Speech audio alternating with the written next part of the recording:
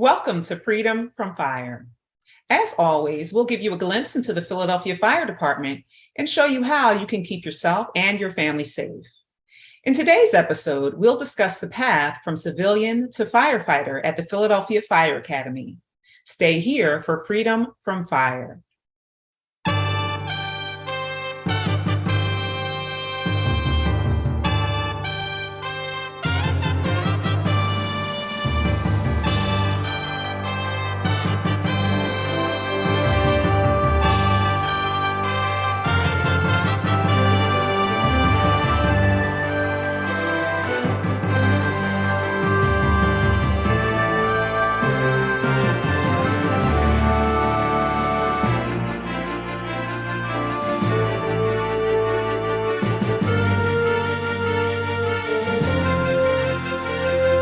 Hello, and welcome back to Freedom from Fire. I am your host, firefighter Camila Bayete. I am currently stationed in our department's Fire Prevention and Code Division, where community risk reduction efforts are a primary goal. Here at Freedom from Fire, we aim to improve your quality of living by giving you fire and life safety information.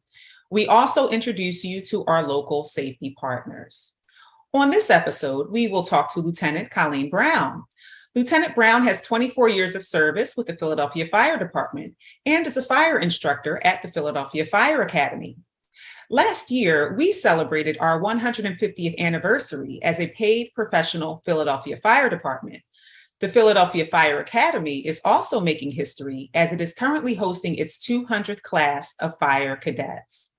Lieutenant Browne, thank you so much for joining us today. Thank you so much for having me today. It's a pleasure. All right, so first off, I want to start with tell us a little bit about yourself and your role at the Philadelphia Fire Academy. Okay, so I have 24 years on the job now. I started back in November of 1998 as a paramedic. I spent 8 years as a paramedic. In 2006, I transferred over to the fire side. And in 2018, I was promoted to lieutenant and was assigned to the Fire Academy as the first female fire lieutenant in the training academy.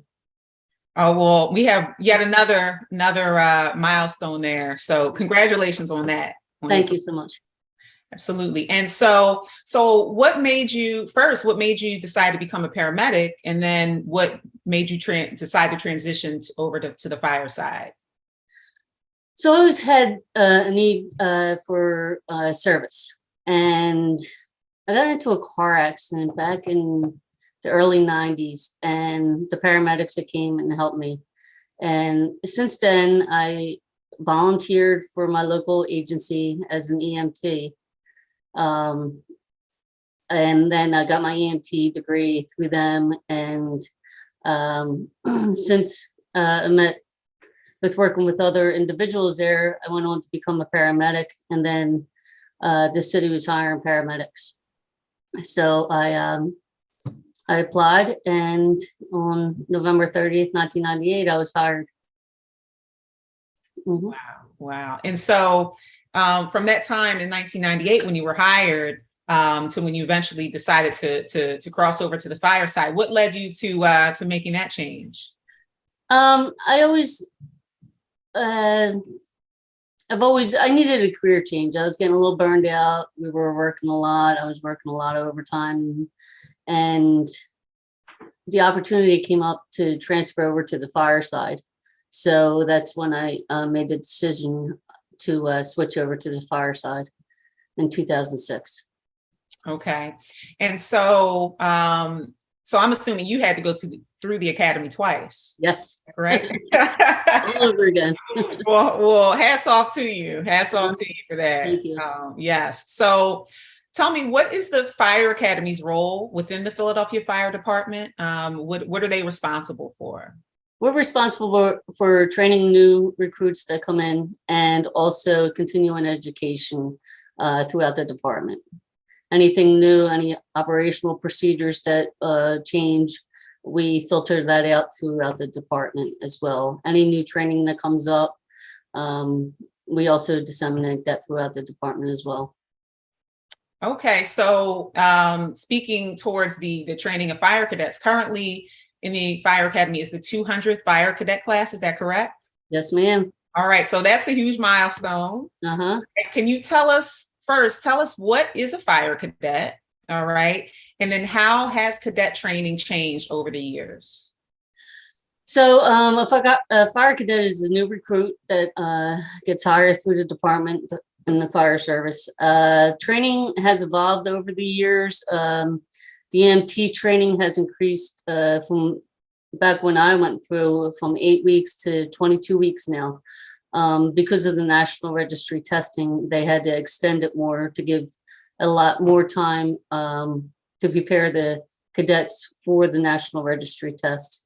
The fire training has increased as well at the academy. We've incorporated more classes into the training academy that has extended the curriculum a little bit longer. Certain things like the personal escape harness, fire ground survival classes, and we a few years ago started a overnight operations. So they got a familiarization of what it's going to be like to be working in the firehouse during that overnight operations. So, in regards to that, in regards to the additional training and the extension of the length of the academy, how has that been? Because I remember when I was in, it was 7 months. I know now it's 9 months, and so I went through, it was 4 months. and I hear that a lot too. I hear Uh-huh. you Right. know, so yeah, so how would you say the extension of time in the academy has benefited the cadets in training and then once they go out into the field? I think they're better prepared when they go out into the field. They get more time, more reps on certain things, and I think overall they're well rounded when they hit the field, and they're ready to serve the citizens. Excellent, excellent. Mhm. So diving into more kind of what the behind the scenes of the academy, what are the physical requirements for fire cadet training, and then also to becoming a firefighter once they're out in the field? Okay, so it's very intense on the fire side. They pretty much from day one they're out there doing physical training. The mental aspects, according to the academia, they're given a lot of material to study for and test. Sometimes EMT, to become an emergency medical technician, is one of the things we train the firefighters in the beginning of the class. That's a lot. That's a new language for some people, and it's very intense. A lot of studying, a lot of hands-on training. We're very well prepared. We prepare the cadets very well, and we have a very high percentage passing rate for the national registry test. Yeah, I remember when I went through the academy. It's going on 5 years now, and we had 100% pass rate, and you know that's something I feel is a credit to the instructors who prepared us. Yeah, the instructors that they bring up to teach fire and EMS, the cadre is very dedicated to the cadets to make sure that everyone is proficient in everything. So kind of tagging along to what you were talking about in terms of just how rigorous the academic side is, and the EMS, preparing for EMS, National Registry, and then also the physical aspects, Very physical. the mental aspects. Can you explain just in terms of like juggling all of that, especially for new cadets coming in, learning a new language for many of them? What have you seen in terms of like challenges, the biggest challenges, with cadets coming in, balancing all of that? Pretty much we kind of let them know it beforehand when we give them orientation class that it's going to be pretty much 9 months long, and you're going to be dedicating most of that 9 months to studying and preparing for, the next day's lectures, the next day's physical activities. And so the curriculum is pretty stacked, and it's a lot of work. It's really hard to like narrow everything down, but it's a lot of studying. It's a lot of preparation to get a cadet through the academy. So the fire department is known it's considered a paramilitary organization. Oh yeah. Yes. Can you tell me what exactly is a paramilitary organization, and what are the similarities and differences between fire academy cadet training and basic training in the military? Okay, so I've never been in the military, but being up here, I've been teaching since class 178. Now we're on 200 right now. So our department is similar in regards to how the military is, with discipline, honor, and respect, and of all the ranks in the department, as would the military as well. We do a roll call every morning. We honor those who have passed on our department. We raise the flag, we salute the flag, and we also sing the national anthem every morning. They need to know rank and formation, and that keeps everyone in line together. All right. So we have anywhere from 80 to 100 cadets that come through every class, and keeping track of them can be challenging. So having them in smaller groups in their platoons, and their platoon numbers and everything, that keeps us on track to make sure we have a head count on everyone, and make sure everybody is where they need to be at a particular time. So. Okay. All right. So can you tell us about the, in addition to the physical, mental aspects of the training, can you discuss the character building or character development that takes place in the academy? So when we break the cadets down into their respective groups and or what you call platoon, they kind of, as a group, they will actually build their own characters within that group.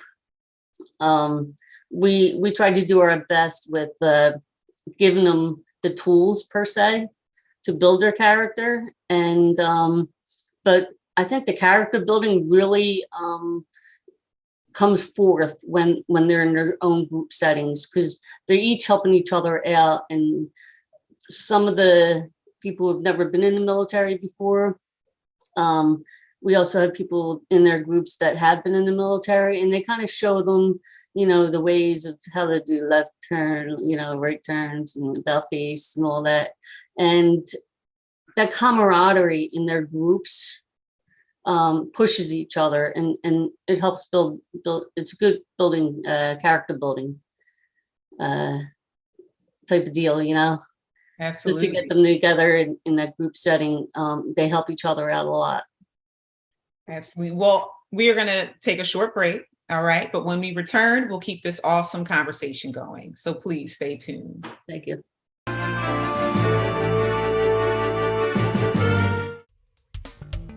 As birthplace to the first volunteer fire companies, Philadelphia is home to one of the nation's premier fire museums. Fireman's Hall Museum displays the city's fire history in addition to promoting fire safety. You can visit Fireman's Hall Museum in Old City at 147 North 2nd Street. Visit firemanshallmuseum.org to learn more, or watch the museum's show, Curator's Corner, on LaSalle TV.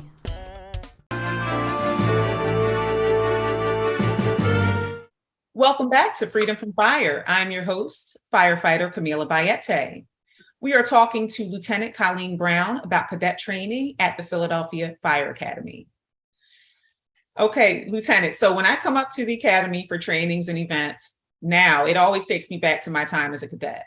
Oh, yeah. Yeah. I still get that feeling in the pit of my stomach, like it's my first day, but it's always great coming up knowing I'm on the other side of that now. So, Lieutenant, you were once a fire cadet in the academy, twice actually. What is it like now being on the other side as an instructor? It's a lot different. I still get the day one lilies when the new cadets come in. And then all of us instructors will be hanging on the side and be like, oh man, remember the first day you came here? And then we just start like reminiscing about our first days. And so, yeah, I still get that little feeling that, every time I come in here. But being an instructor now is a little bit more challenging in that aspect because now they're looking to me for guidance. And so, I have to be on point and I have to know everything to be well versed in all the aspects of being up here. So they need my guidance to get them through. So it's a little challenging at times. And but the reward is much better. All right. So are there any interesting experiences you've had in the academy that you can share with us? Anything that surprised you as an instructor? Yes. Every class has their own unique. The one I really remember the most is actually the last class. We had a young female. She was 4'10", and she probably weighed 100 pounds. Now, some of the equipment's a lot heavier than she is. And she was one dedicated individual. I can tell you that. She came every opportunity, morning, night, her days off, to come in to get extra training. And I spent a lot of time with her, showing her different ways. And she actually taught me different ways to help me teach further cadets to come through. But she was able to graduate.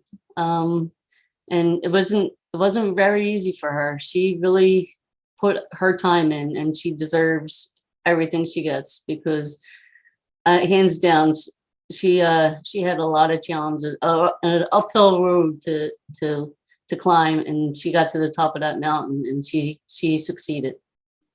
I'm very proud of her. Yeah, I can imagine you be. So let me dive a little deeper into that.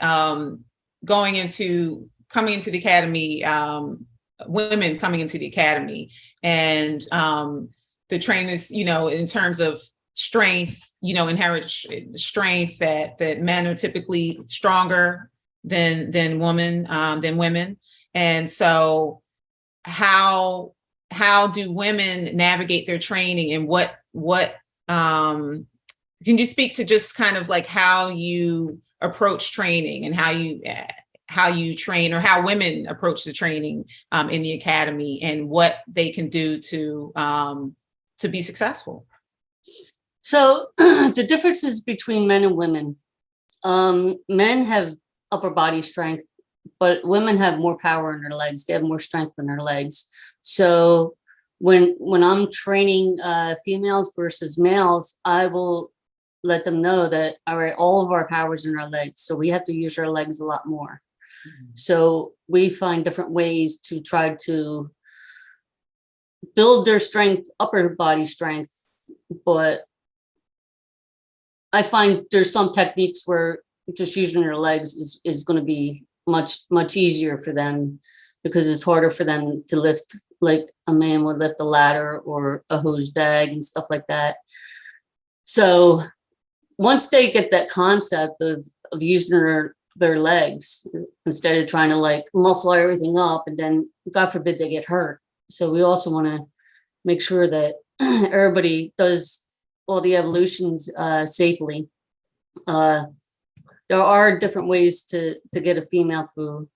And even some men, they need strength building as well. We'll give them extra PT sessions to build up their body strength. We do have a cadet adjustment program where they can come in early, stay late, or during the housework time. We will work on technique to help them get through whatever they're struggling with. That's great. I mean, I remember that program when I was there, and I think especially for me, like not coming into the fire department with no experience, no knowledge, no anything. Everything was new. And just being able to get the reps, I think was a big thing. For me, was getting the reps. Yes. And I thought it was great that the fire department, the fire academy, gave us that opportunity to come in, as often as we wanted to get it right. Oh, for sure. Yes. Yes. So I get to ask this question quite often. So, Lieutenant, what is the process to becoming a Philadelphia firefighter? What's the process of becoming a Philadelphia firefighter? Everywhere from starting from the application process to the academy, and then from the academy out to the field. All right. This is a cool one. All right. So every 2 years, the fire department opens up their application process. You can apply through Phil.gov under the job requirement page through the website. They'll announce a test, and you'll take a test. I think it's a cognitive test now. They change it every couple of years. And once you take the test, it gets scored, and then you're put into a ranking. From there, after you get ranked, they'll start the hiring process. Whenever they decide they're going to start a class, they'll have the list. Human resources will have the list, and they'll start sending letters out. There's a few things that you have to do before you get hired. One is you have to get a physical test from 19th and Fairmount, the health center there. After that, everything's good with that. Then you go on to an interview and fingerprint. And then after that's completed, then they'll bring you up to the academy to get fitted for your firefighter structural firefighting gear. And then once HR decides they're going to put an academy through, they have enough recruits to start a class, they'll set a date. And then they'll, between the academy and HR, they'll figure out what date's going to work best. And after that, they'll send letters out to those prospective hires. And they'll get the letter, and then in the letter it states that they have to do a few things they have to have before they even come to day one. They have to make sure they have their driver's license, their birth certificate. They have to go to McDonald's uniforms and get a uniform now. It's really nice now that they have their names and fire cadet on their shirts now. So it's a little bit easier for us. They have to go online and take a few classes, incident command classes, ICS 1, 2, 7, and 8. They have to take prior to, and they have to bring in their certificates for that. Anybody who's military, they have to bring their DD 214. They have to have a high school diploma and or GED as well. So they have to bring all that information with them on day one. From there, day one, the first week of the academy is a lot of processing with medical, HR. Day two, they'll have a PT test. And then the third day, they'll do the ladder climb. They have to climb the main ladder, which is, to the top of the 5th story of the building. And then the second week, they start their EMT program, emergency medical technician program curriculum. During that time, they'll get CPR certified. From there, let's see. Also, they'll be doing the skills potential for EMS and fire, which consists of EMS. They have to lift the patient on a stretcher, on a reeve stretcher, on the stair chair. What else? Carry equipment. The fire potential course is raising a ladder to the second story, a mannequin drag, which the mannequin weighs about 180 pounds to 200 pounds. They had to drag that like 50 feet. They had to be able to work a saw. What else? A hose line advancement where we put 100 pounds of pressure on the hose line. They had to advance at 50 feet. And also there's a stair climb for the fire side too. They had to go up and down the fire tower 5 stories within like a 2-minute period of time. And then after that, that's when they really get into the nitty gritty of EMT curriculum. And while they're doing that, we are also putting them through the skills proficiency course. Remember that? I sure do. You froze there for a second. So the skills proficiency is a series of 11 evolutions, and it's very vigorous. Do you want me to go in detail on that? Yes, I would. Yes. All right. So we start the cadets off about a week before we start the skills proficiency course. We go over every single evolution in that course. We break it down. We let them get some hands-on training. Some people never thrown a ladder before, so we teach them how to put a ladder up and how to set it and how to put the SCBA air pack on. So we teach them like every little step, and then the following week we start testing them on it. So the 11 evolutions is we start you on the starting line, which that's putting your SCBA pack on, getting that on. Then you have to climb a flight of stairs, and you have to carry 2 saws through a serpentine. And then you have the sled drag, which it's a weighted sled. I forget how many pounds it is, probably like 80 pounds. And you have to drag that 75 feet. From there, you have to go over to the hose bundle carry. And the hose bundle weighs, let's say like 45 pounds. And you have to carry the 4 flights of steps. And then from there, you go over to the other room where it's the hose roller pull. And you had to pull up a 3-inch hose line up 3 stories and then bring it back down. And then from there, you go on to the Kaiser sled. And you have to hit the Kaiser sled so many times to get to a certain point on the sled.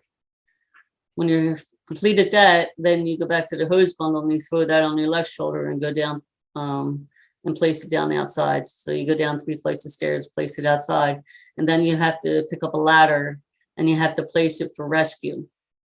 And then when you're done that evolution, you go over to our push-pull station, which is it's weighted down, and you have to push it up 5 times, then you have to pull it down 5 times, and that's weighted probably like 30 or 40 pounds. So you have to push up and pull down. And then from there, the last part of that whole entire evolution is the mannequin drag. You have to drag the mannequin 50 feet. So you should be done. They give you 15 minutes to do it, but you should be done. Most of the cadets are anywhere from like 6.5 minutes to about 8 minutes to complete that course. But when you're done that course, you pretty much given everything your body could give. You're pretty spent after that. Your body's screaming at you like, why did you do that to me? Yes. Or why am I doing this to myself? Right. Right. Well, gosh, there's so much more that I wanted to cover, but the time does not allow. So I want to thank you again, Lieutenant Browne, for joining us today. Thank you so much for having me. Absolutely. Mm-hmm. So you've heard much about what we go through in the fire department, what the training is like. If you would like to learn more about joining the Philadelphia Fire Department, visit phila.gov/fire. And if you would like to keep up with our show, Freedom from Fire, look for us on Verizon Channel 36, Comcast Channel 56, and LaSalle TV's YouTube page. Also, check out Fireman's Hall Museum, located at 147 North 2nd Street, and meet with our museum curator, firefighter Brian Anderson. I would like to once again thank our guests for joining us today. I would also like to thank you for tuning in and watching. So until next time, remember, fire is everyone's fight. Stay safe and remain free from fire.